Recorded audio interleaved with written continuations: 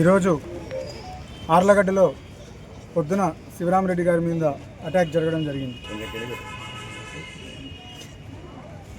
ఎంత దారుణమైన పరిస్థితిలో ఆర్లగడ్డ పోతుందంటే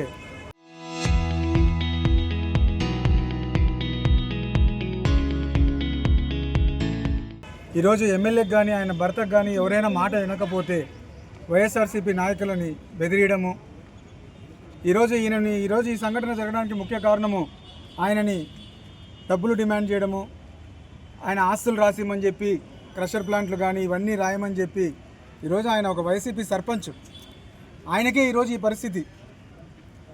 ఆస్తులు రాసియకపోతే లాస్ట్కి చంపే పరిస్థితికి వస్తున్నారు. అంటే ఎంత దారుణంగా తయారైంది. దాదాపు సంవత్సరంన్నర అవుతుంది ఆయన డబ్బులు డిమాండ్ చేస్తూనే ఉన్నారు.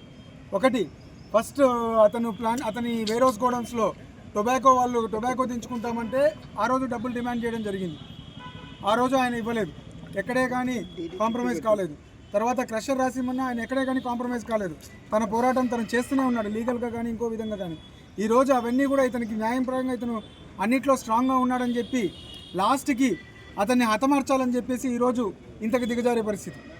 ఈరోజు రౌడీలను పెట్టుకొని గుండాలను పెట్టుకొని ఆర్లగడ్డని పూర్తిగా భయభ్రాంతులు చేసి ఏం సాధిద్దాం అనుకుంటున్నారు మీరు? చంద్రబాబు నాయుడు గారు మీకు ఇందుకైనా అధికారం ఇచ్చింది? పవన్ కళ్యాణ్ గారు ఒకరిని చంపి ఆస్తులు రాయించుకుంటే మీకు అవుతాయా? ఎంతమందిని చేయగలుగుతారు? ఒక లా అండ్ ఆర్డర్ మెయింటైన్ చేయలేకపోతున్నారు, ఏమీ చేయలేకపోతున్నారు. ఇక మీరు ఎందుకు రాజకీయాల్లో?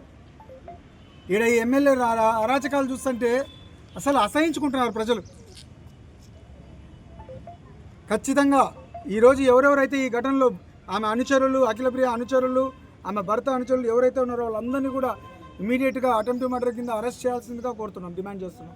చరిత్ర సృష్టించినోడు ఇప్పుడు ఆ చరిత్రని తిరగరాయబోతున్నాడు. అబద్ధాల గోడల్ని బద్దలు కొట్టి నిజాలను రాగా మీ ముందుంచబోతున్నాడు. నిజమైన వార్తల కోసం వెంటనే డౌన్లోడ్ చేసుకోండి రా యాప్ని.